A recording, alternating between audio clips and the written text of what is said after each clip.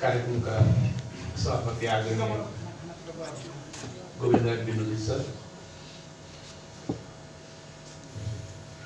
निलम कार्की निहारीका परिचयको खाँचो छैन, वक्ताको रूपमा आउनुभएको सृजना कवि आख्यानकार,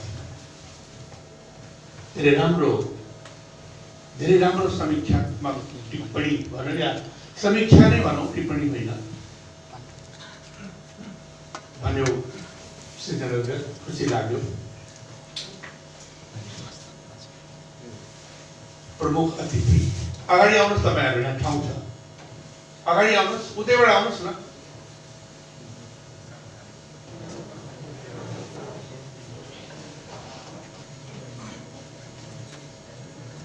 पहिला प्रमुख अतिथि र अध्यक्ष बोल्दाखेरि हल खाली हुन्थ्यो, आज त बल्ल भरिँदैछ।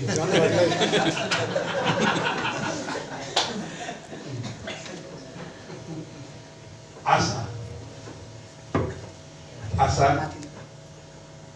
तिम्रो बारेमा निर्दोष जीवनले संयोग जे भने यू डिजर्व इट। यसभित्र जो कथा प्रस्तुत गरिएको छ तिम्रो बारेमा, त्यसमा 100 मा 100 सत्य होला, 90% मात्र होइन होला। तिमीले अलि 90% सही, 2% सही, 98 होइन होला। मैले मेरो मात्र 100% भयो। यो 100% सही होला। त्यो 100% ले गर्दाखेरि you deserve A lot, salute.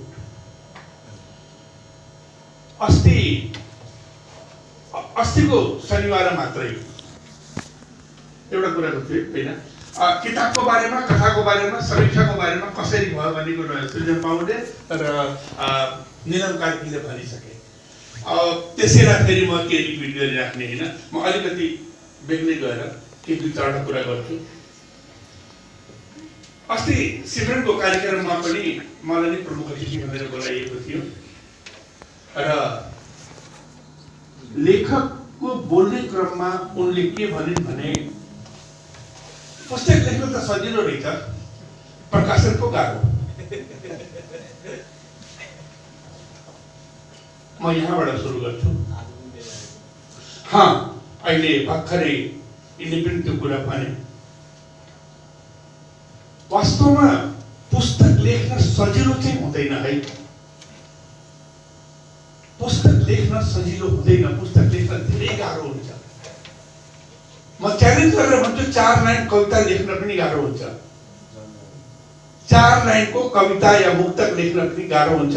हो, यसरी भन्नुभयो, यसलाई बुझौँ, लेख्न र बनाउनुमा फरक छ। फेरि 4 लाइन कविता लेख्दियो भयो, तर त्यो कवितालाई कविता बनाउनको लागि चाहिँ फेरि बहुत गाह्रो छ। एउटा कथा लेख्नुस् सजिलो होला, तर त्यो कथालाई कथा बनाउन धेरै गाह्रो छ। एउटा उपन्यासको कुरा गर्दाखेरि त उपन्यास त लेख्न पनि, उपन्यासलाई उपन्यास बनाउन पनि यो फलामको चिउरा चरा चबाए जस्तै हो। यो इट इज नट इजी, यो धेरै गाह्रो कुरा हो। तर जो सिमरन भनेकी थिइन्, उनको आशय के थियो भने, तुलनात्मक रूपमा हामी 2 खेमा बाँडिएका छौँ। एउटा पाठक खेमा, अर्को लेखक खेमा। ध्यान दिएर सुनौँ। पाठक खेमामा हामी सर्वप्रथम प्रवेश गर्छौँ, हामी पहिले लेखक खेमामा पस्दैनौँ। पाठक खेमामा बसेर जो एउटा अनुभव बटुलेर लेखक खेमामा जान पर्ने हामी अलि हतारिन्छौँ। वास्तै बस एउटा उपन्यास कसैको पढेको छैन, 2टा किताब पढेको छैन, आफै लेखक बन्न चाहन्छ, त्यसकारणले उसित अनुभवको कमी हुन्छ। सायद त्यसले गर्दाखेरि पनि उसको कृतिमा उत्कृष्टता नभएकोले प्रकाशकहरूले त्यसलाई नरुचाएका हुन् कि, तर त्यो मात्रै होइन, यहाँ कारण अरू पनि छन्।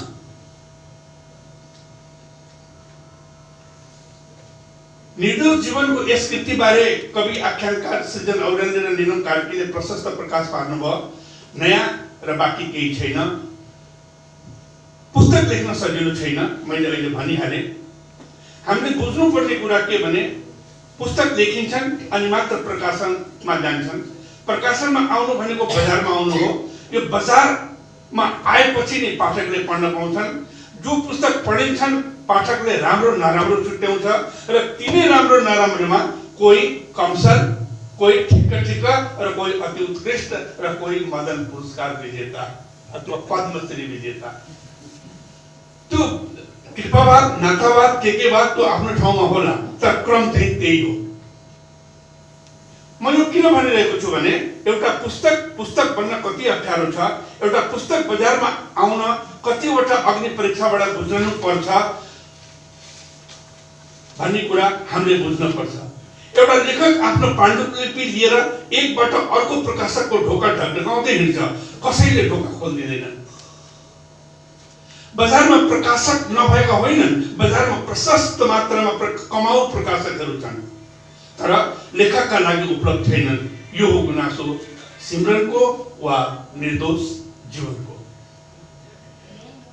यो युवा पुस्तकका लेखकहरूको गुनासो हो। कसलाई गुहार्ने?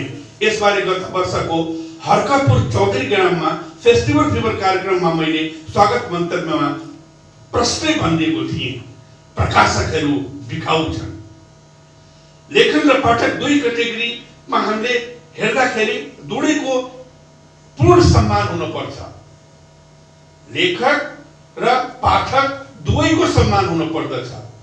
यी दुईटैको सम्मानको लागि प्रकाशकको भूमिका अहम हुन्छ। यहाँ हामीले के देख्दछौँ भने हाम्रा आजका प्रकाशकहरू, आज भोलिका प्रकाशकहरू, एउटा कुरा प्रश्न गरौँ न, दुई चार जना औँलामा नाम ल्याउँदा नीलम कार्की, निहारिका, नयनराज पाण्डे, अमर न्यौपाने, ब्ला ब्ला ब्ला, 8वटा या 10वटा नाम बाहेक अरू कसको किताब कसले छापिदिएको छ? पुस्तक प्रकाशन गर्न सजिलो पनि छ, खल्तीबाट पैसा निकाल्यो, छपायो, के गाह्रो भयो त्यसलाई? अथवा अरू कुनै अन्डरस्ट्यान्डिङमा छपायो, नातावाद हुन्छ, कृपावाद हुन्छ, मेरो मान्छे हुन्छ। अस्ट्रेलिया र अमेरिकातिर बसेका लेखकहरू त आजकल यति किताब आइरहेछन्, विदेशका लेखकहरू, किन उनीहरूको त डलर हो, यहाँ पठाइदियो, नेपाली प्रशस्त आउँछ, किताब प्रकाशित भइगयो। यी समस्याहरू छन्, यी समस्या छन्।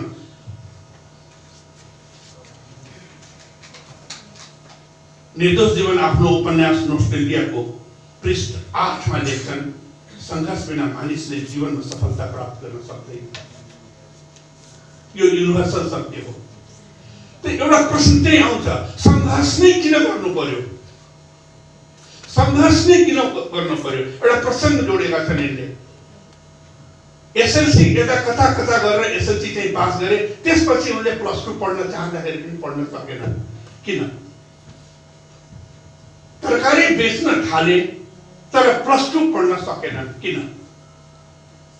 बेरै कसरी हेरौँ भनेदेखि यो आत्मपरक भएकोले, आत्मकथानक भएकोले, यो उपन्यास भन्दा बढी एउटा संस्मरणात्मक प्रस्तुति भएकोले यसलाई स्वीकार गरौँ, because it is a fact. उनले पढेनन्, मैले पढ्न सकिनँ भने।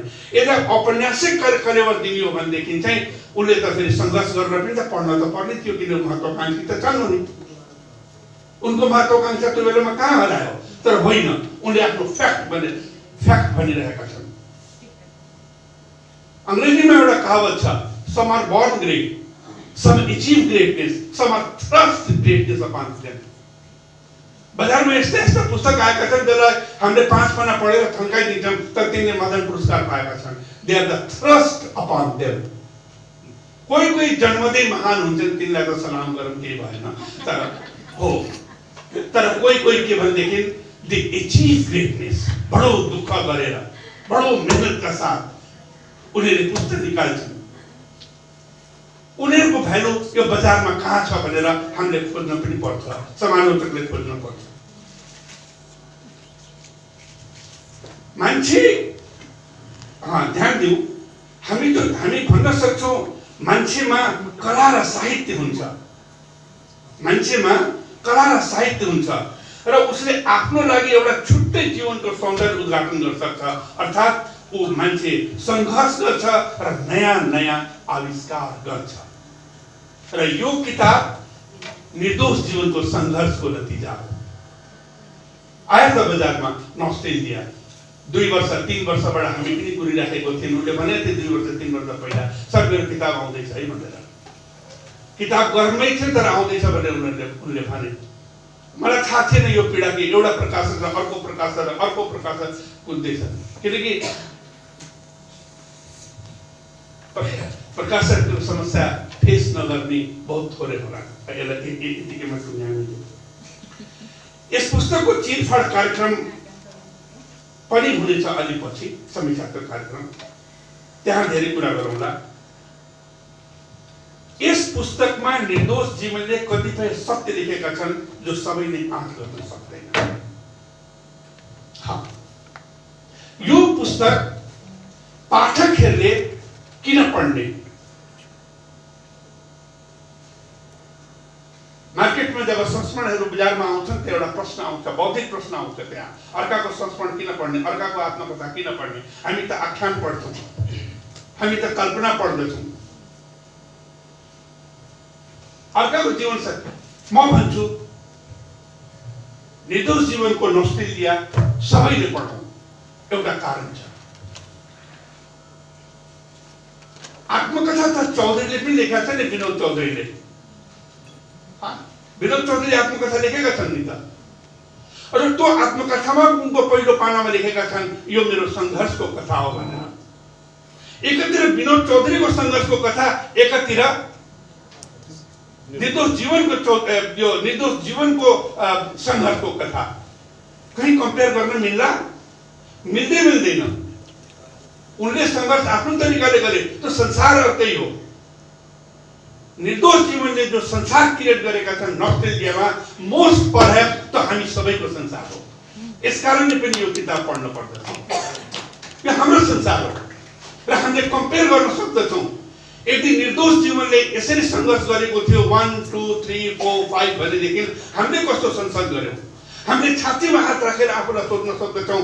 जब निर्दोष जीवनले भन्छ कि मेरी माइती बहिनी बम्बईको बेस्यालयमा गएर बिक्री भएकी थिए, हामी कतिले आँट गर्न सक्छौँ यो लेख्नको लागि?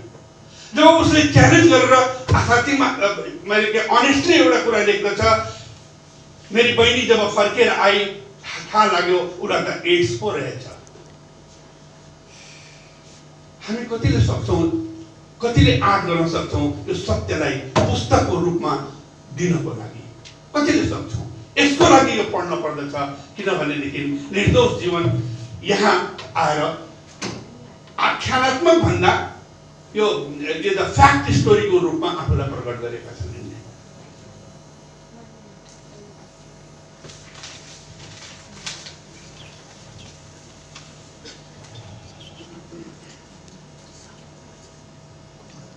के आज निर्दोष जीवन सफल छन्? सफलता र असफलताको पनि आफ्नै परिभाषा हुन्छ। आज ऊ गीत लेख्छ, आख्यान लेख्छ, गीत र गजलमा सङ्गीत दिन्छ, ऊ सन्तुष्ट छ र सन्तुष्ट हुनु नै सबभन्दा ठुलो सफलता हो। यसकारणले म हेर्छु सायद निर्दोष जीवन बाटा अझै छन्, बाटो अझै छ, गोरेटाहरू अझै छन्, अगाडि धेरै जान छ, तर ऊ सन्तुष्ट छन् अर्थात् ऊ सफल छन्। अलिकति पुस्तकको संरचना बारे पनि कुरा गर्न थाले, किनभने यसमा आत्मपरक कहीँ लेखेकै छैन हो, सोझै उपन्यास लेखिएको छ। अब जब सोझै उपन्यास लेखेको छ भने समीक्षकले प्रश्न गर्न सक्दछ यो संजोग भनेको कोही संजोग, द राइटर हिमसेल्फ और इमेजिनरी क्यारेक्टर? संजोग भन्ने जो म पात्र छ त्यो को हो? लेखक स्वयं हो वा उसले एउटा क्रिएट गरेको पात्र हो? यदि ऊ आफै हो भनेदेखि कतै न कतै मेन्सन गर्न पर्ने यो आत्मपरक हो, फ्याक्ट बेस हो, उपन्यास आत्मपरक उपन्यास भन्न पर्ने। मलाई लाग्छ यस कुरामा आगामी कृतिहरूमा निर्दोषले अझै मेहनत गर्न पर्छ। तर सम्भावना हेर्दाखेरि पेज नम्बर 18 सुरुमा हेरेँ मैले, पेज नम्बर 18 आज एउटा प्याराग्राफ छ यसमा।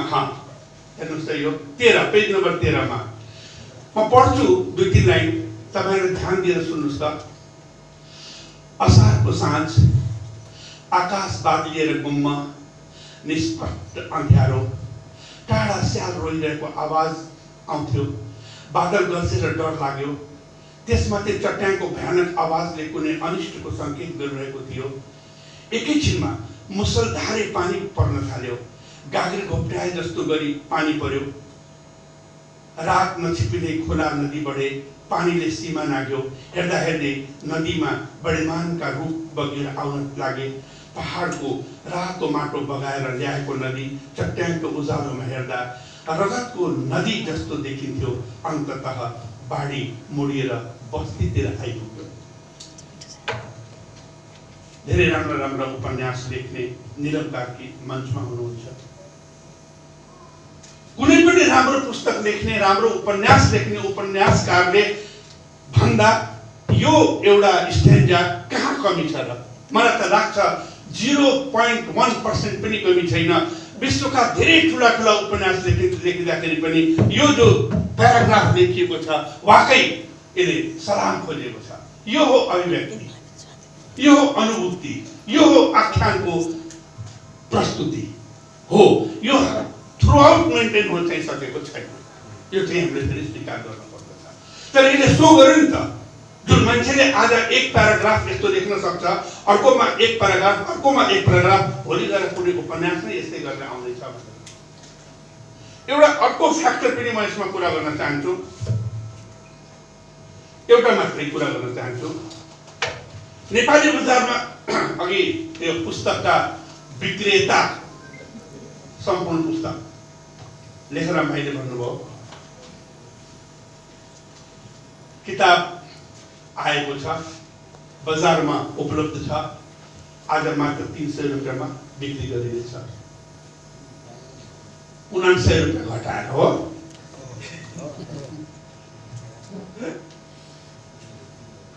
भोलिको दिनमा यो पुस्तकले कति मार्केट लिनेछ, कतिवटा यसका संस्करणहरू निस्कनेछन् त्यो मलाई थाहा छैन। तर म एउटा कुराको लागि आश्वस्त छु। यदि यो उपन्यासलाई अंग्रेजीमा ट्रान्सलेट गरेर र यसलाई चाहिँ भन्ने कुरा based on the fact story भनेर लेख्ने कुरा, त्यो सत्यमा आधारित उपन्यास भनेर लेख्ने र यसलाई अंग्रेजीमा ट्रान्सलेट गरेर अलिकति कलात्मकता थप्ने हो भने विश्व बजारमा यसले मार्केट लिनेछ। नेपाली बजारमा यसले मार्केट लिएर नलिएर छुट्टै कुरा हो, किनकि यहाँका पाठकहरूले आजका युवाहरूले यो पढ्न नपढ्न छुट्टै कुरा हो। आफ्नी दिदी या बहिनी बम्बेको ब्रथेलमा गएर सेल भएको कुरालाई कतिले स्वीकार गर्दछ त्यो अर्कै कुरा हो। तर युरोपमा यसलाई स्वीकार गर्छन्। See how bold is this writer who writes everything about his family, even his sister, himself, his father, who used to beat him properly. Beat him properly, not improperly. किनकि पछि गएर ढोक गरेछ आफ्नो बाउलाई।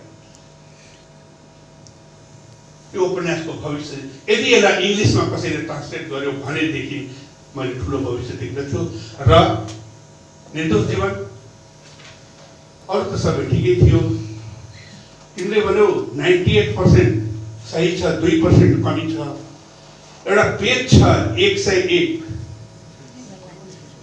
दृश्य के छ भने ऊ भेडा बाख्रा चराउन गएको रहेछ, आफू अनि तारा भाउजू अनि तारा दिदी भुर्तेल जेठा यी 3 जना गएछन्। अनि जाँदाखेरि ऊ 2 जना भुर्तेल र तारा एकातिर लागेछन्, ऊ एकातिर लागेछ। अनि कहाँ गए तिनीहरू भनेर खोज्दै हिँड्दा त यसो हेरेको छ बुटामुनि हनीमुन मनाउँदै रहेछन्। अब यसमा छाङ्गरङ्गै लेखिदिएका छन्। यो 2% मा पर्यो कि 98% है। त्यति मेरो शुभकामना मन्तव्य यही टुङ्ग्याउँछु।